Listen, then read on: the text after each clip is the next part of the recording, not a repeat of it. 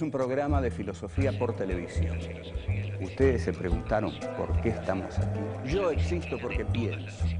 El hombre piensa. Es el lugar en el cual todos los saberes son pensados. Descartes es un héroe del pensamiento.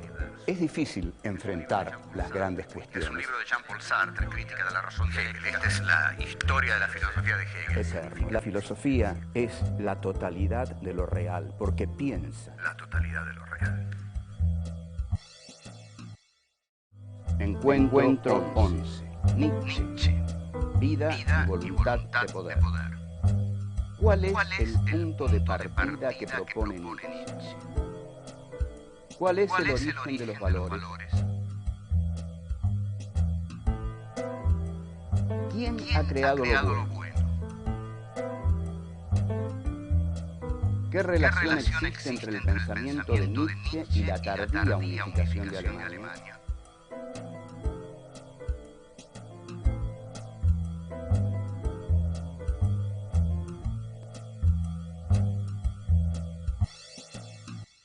En el anterior encuentro estuvimos viendo la filosofía de Karl Marx.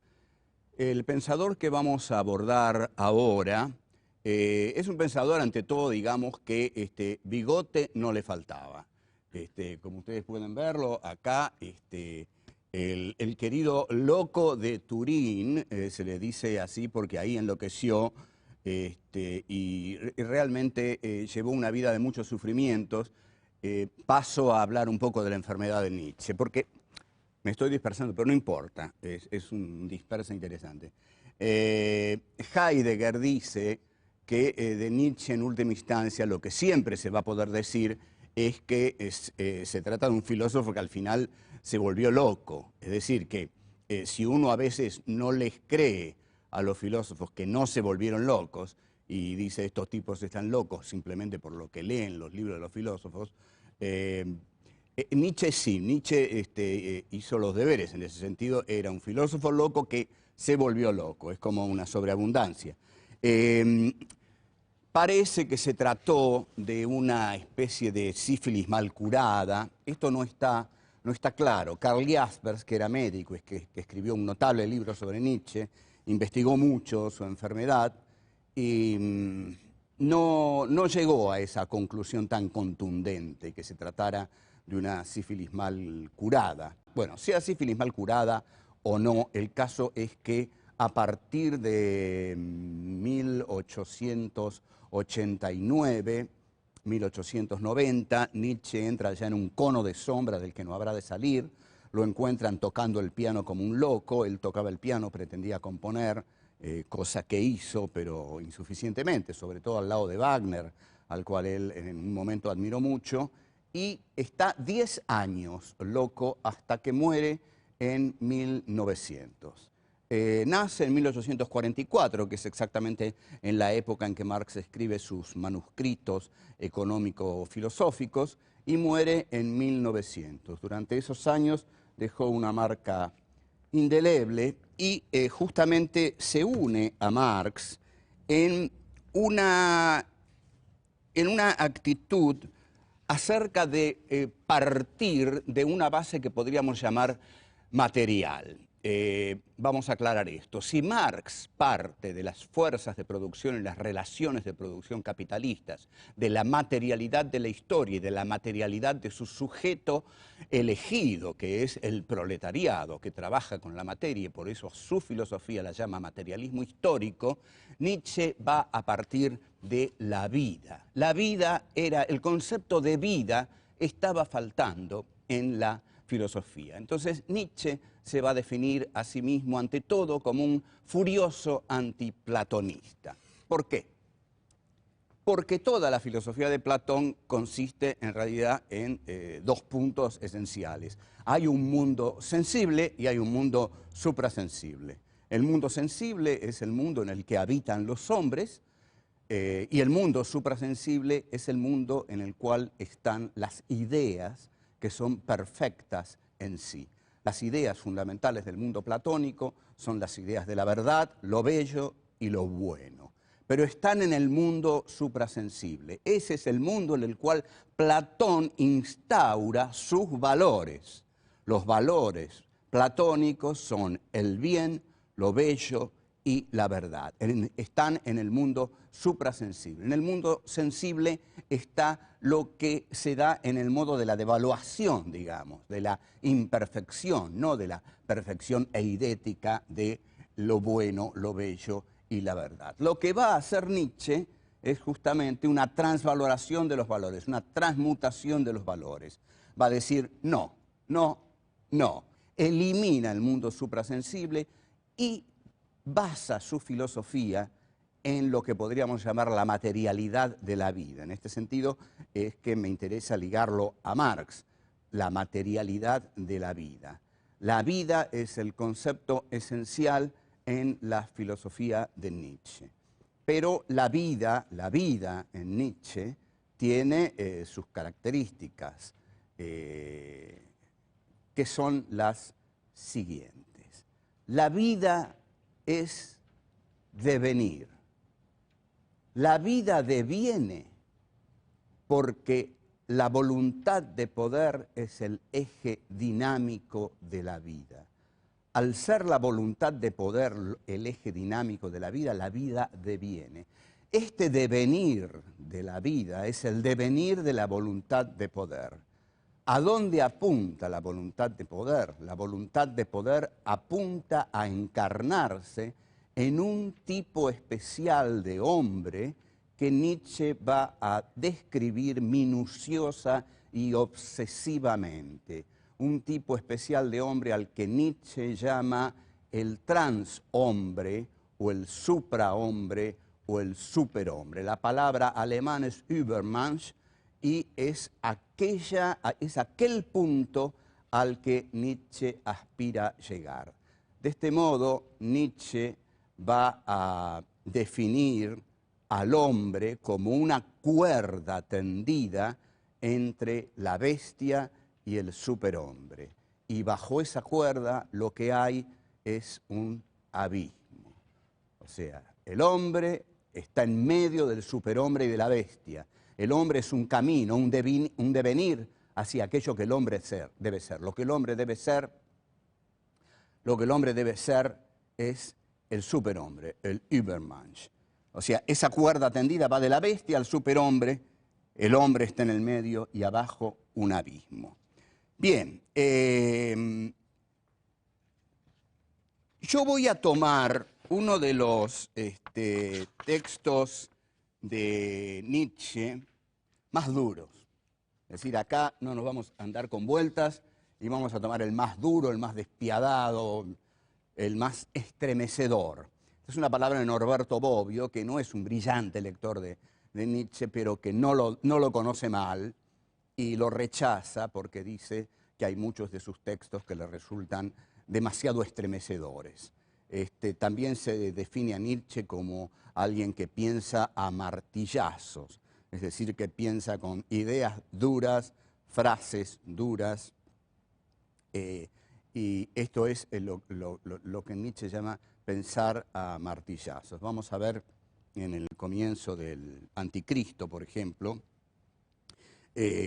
cuando Nietzsche elige la guerra en lugar de la paz, cuando Nietzsche elige el odio en lugar del amor, y hasta cuando Nietzsche dice, no me importa que mueran los débiles, al contrario, hay que ayudarlos a morir. Texto que sí es estremecedor porque para muchos está ahí el germen de la eutanasia nacionalsocialista.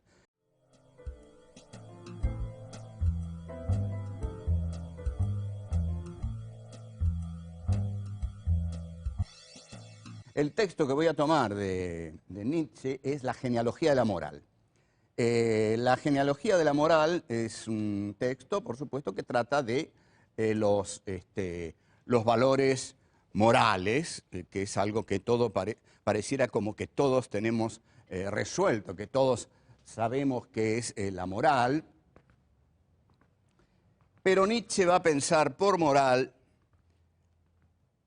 algo bastante distinto a eso que él llama la burguesía, los lectores de periódicos, esa gente común que odiaba el alemán cotidiano, odiado furibundamente por Nietzsche, el incapaz de llegar a los extremos, el incapaz de arriesgarse, el incapaz de acercarse a la locura, a lo dionisíaco, ya vamos a ver qué es esto, ese hombre totalmente apolíneo, es decir, totalmente racional, totalmente diseñado, totalmente trazado por la sociedad burguesa a la que pertenece, es el hombre del cual Nietzsche va a abominar. Ese hombre no es el que va precisamente a encarnar la moral que Nietzsche va a diseñar en su libro La genealogía de la moral. La palabra genealogía funciona aquí como en tanto búsqueda de los orígenes, ¿no? La genealogía es ir en búsqueda de los orígenes. ¿Qué sería entonces una genealogía de la moral? Una genealogía de la moral es ir en búsqueda de los orígenes de la moral. ¿Cómo nacieron las palabras que dan estructura al pensamiento moral de la sociedad burguesa del siglo XIX, que es la de Nietzsche? Bueno, eso es ir precisamente en búsqueda de las fuentes. En esa búsqueda de las fuentes, Nietzsche cuenta, en el preciso inicio de este libro, Nietzsche cuenta que a los 13 años se preguntó por el problema del mal. Es una buena edad para preguntarse por el problema del mal, y en cualquier otra edad que usted o yo nos preguntemos por el problema del mal, no lo vamos a poder solucionar, el problema del mal. Lo único que sabemos es que el mal está en todas partes y hasta diríamos que es el protagonista de la historia, pero el origen del mal es realmente difícil de decidir, aún apelando a los relatos de la Biblia, ¿no? Pero lo que dice Nietzsche es que en principio él le atribuyó a Dios el mal, lo cual es un comienzo harto evidente, es decir, Dios es el creador del ángel caído de Mefistófeles, entonces en tanto creador de Mefistófeles, Dios habría creado el mal. Bueno, no nos detengamos demasiado en estas cosas que son muy sencillas para la altura en que estamos en nuestro curso, y vamos entonces a ver qué es lo que hace Nietzsche con la moral. Nietzsche odia al cristianismo, detesta al cristianismo. Su libro se llama El Anticristo, es el anticristianismo.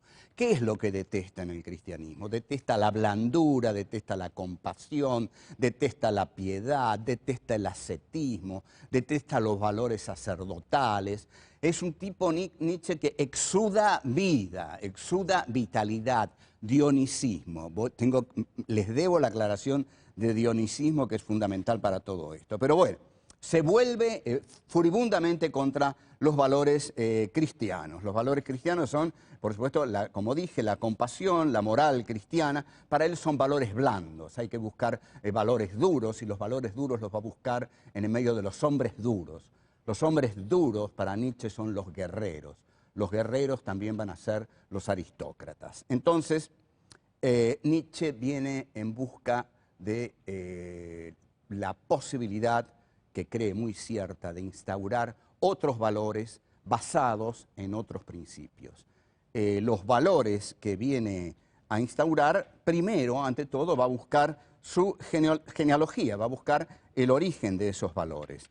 Si nosotros habíamos visto que en Platón había un mundo suprasensible, Nietzsche no va a buscar los valores en el mundo suprasensible, sino que lo va a buscar en el mundo sensible, sanguíneo, brutal, casi en el mundo de las aves de rapiña, en el mundo de los guerreros. Entonces, lo que va a decir es que la palabra bueno existe porque desde los griegos los aristócratas se dieron a sí mismos la capacidad de nombrarse los veraces.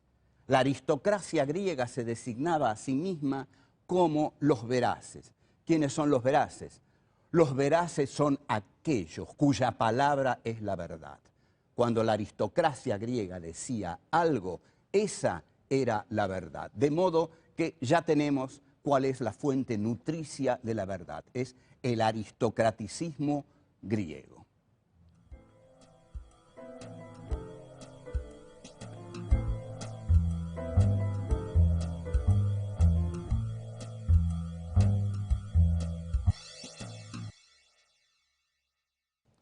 Este concepto de aristocracia que menciona Nietzsche hay que entenderlo cuidadosamente.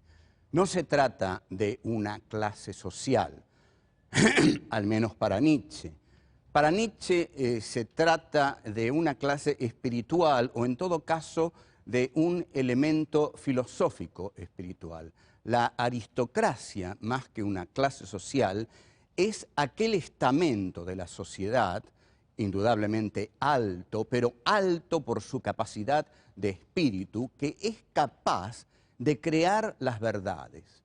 Es decir, nosotros los veraces, quiere decir, nosotros somos los que creamos la verdad con nuestros conceptos. De esta aristocracia griega, Nietzsche se siente heredero, y a esta aristocracia griega es a la que se remite para pensar la genealogía de la moral.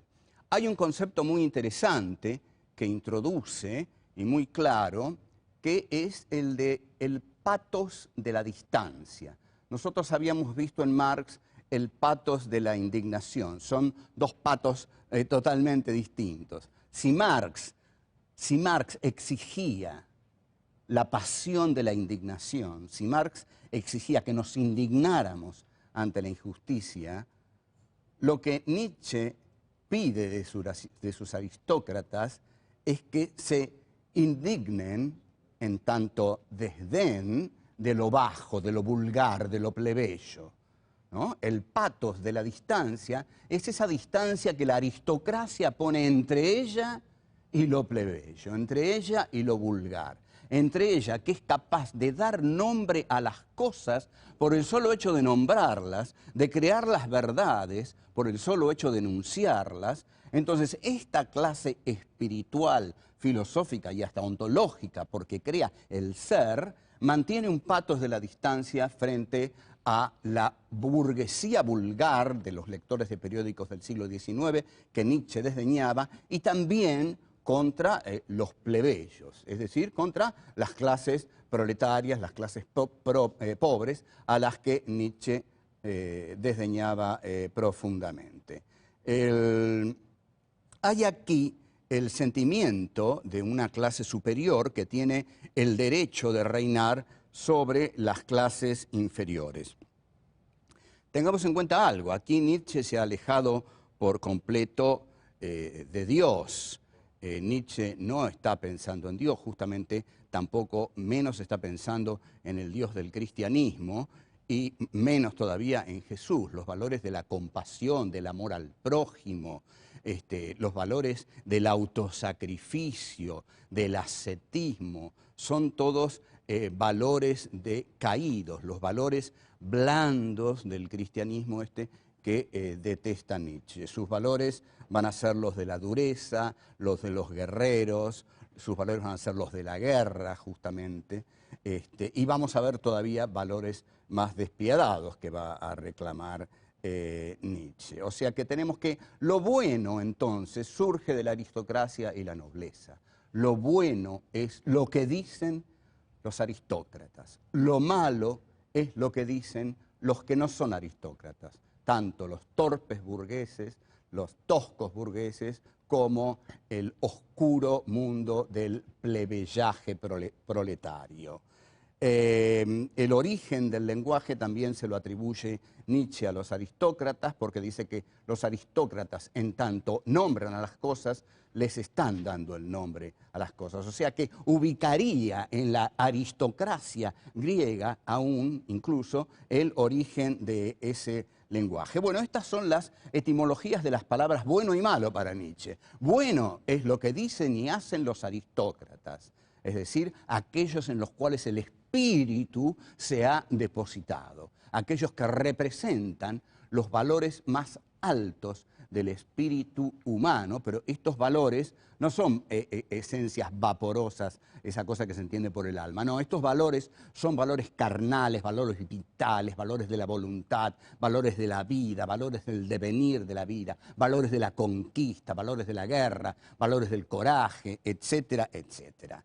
La palabra malo va a ser para Nietzsche todo aquello que señale a los inferiores. Los inferiores son por sí mismos malos, porque justamente son inferiores, no pertenecen a la aristocracia de los guerreros, porque esta va a ser en última instancia la más clara definición de la aristocracia que va a dar Nietzsche. La aristocracia es siempre guerrera. La aristocracia va a ser lo que va a llamar más tarde el ave de rapiña y con más exactitud la bestia rubia.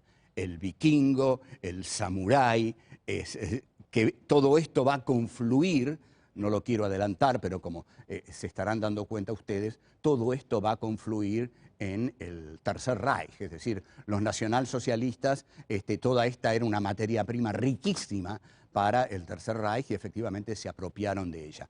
Uno no sabe si Nietzsche fue nazi, pero se parecía bastante.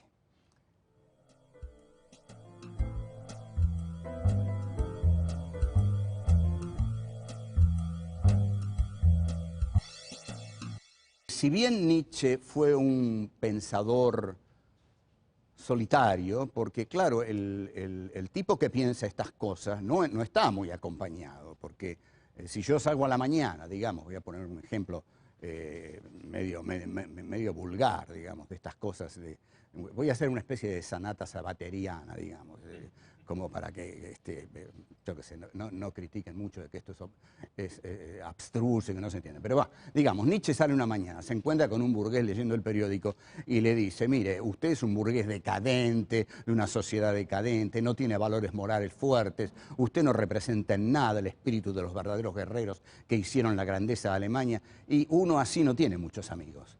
No, indudablemente va perdiendo un montón de amigos. Entonces, efectivamente, era un pensador solitario y hay algo muy conmovedor en Nietzsche. Era un pensador enfermo, era un hombre enfermo y era un hombre que tenía una relación, aunque esto no tiene por qué explicar su filosofía, pero tenía una relación muy conflictiva con su madre y otra todavía más conflictiva con Elisabeth Förster Nietzsche, que era su hermana, y que es la que va a dar forma final a la que se pretende sea la obra cumbre de Nietzsche, que es La voluntad de poder. Bueno, si bien Nietzsche era un hombre solitario, su pensamiento lo vamos a situar históricamente, porque Nietzsche, lo quiera o no cualquiera de los filósofos que nosotros hemos abordado en estos encuentros, todos ellos estaban en medio de una historia. Todos ellos habían nacido en medio de una coyuntura histórica que los había determinado. No que los había determinado en la modalidad del determinismo inapelable. No, todos fueron libres, pensaron libremente, superaron el entorno de su tiempo.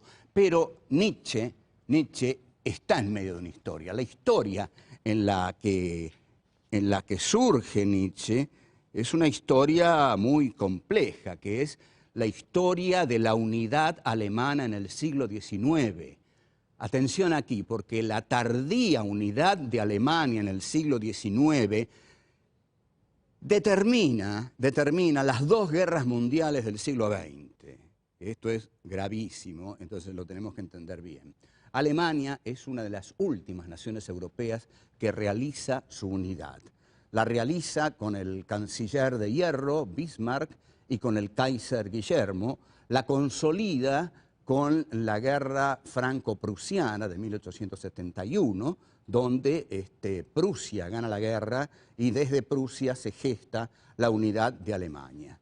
En esa guerra prusiana, Nietzsche fue como enfermero, actuó un tiempo solamente y lo mandaron a su casa, pero en una carta a un amigo militar, Nietzsche habló de la grandeza de Alemania, de la grandeza guerrera de Alemania en esa guerra contra Francia, y se mostró orgulloso de las hazañas guerreras del ejército alemán. Esto lo vamos a retomar y lo vamos a ver. Qué importancia tiene. Pero por ahora estamos en esto. Alemania llega tarde a su unidad nacional. Entonces, yo digo, con cierta inocencia, aunque nada de lo que digo es inocente, todo está lleno de maldad, pero digo, el filósofo de la voluntad de poder no tendrá algo que ver con una nación que llega tardíamente a su unidad y que cuando llega a su unidad todos los territorios ya han sido conquistados por los otros imperialismos y llega a esa unidad y tiene que rediscutir la organización que tiene el mundo y que tiene que guerrear para ampliar su espacio vital. Entonces, esa nación no necesita una voluntad guerrera, esa nación no necesita una voluntad de poder, sí, la necesita y tiene a su filósofo, Friedrich Nietzsche, que va a ser el filósofo de la voluntad de poder. Entonces, yo diría y digo que Nietzsche es el filósofo de la unidad alemana a través del concepto de la voluntad de poder que esta unidad alemana tiene que instrumentar para rediscutir el reparto imperialista del mundo. Nietzsche se caracteriza entonces por pertenecer a esta Alemania que llega tarde a la repartición de un mundo en el cual digamos, una repartija que Alemania va a tener que discutir, ¿no? Y que va a discutir porque dice nosotros necesitamos más, porque nuestra voluntad de poder nos lo pide.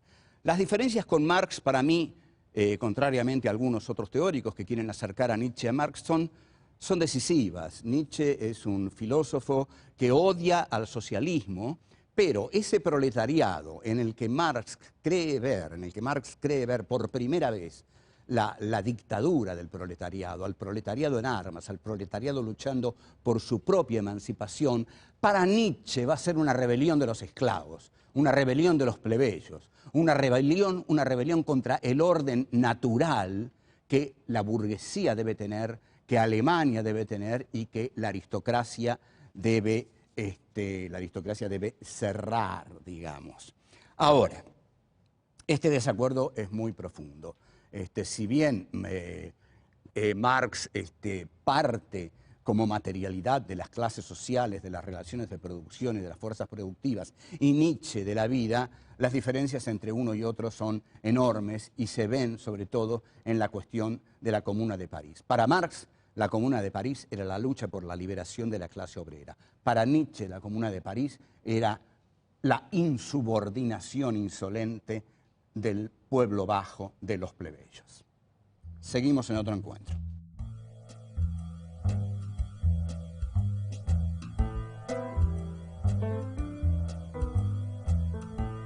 ¿Qué importa nuestra guerra ante la enormidad del peligro rojo? El pathos de la distancia es esa distancia que la aristocracia pone entre ella y lo plebeyo, entre ella y lo vulgar. Nosotros somos los que creamos la verdad con nuestros conceptos.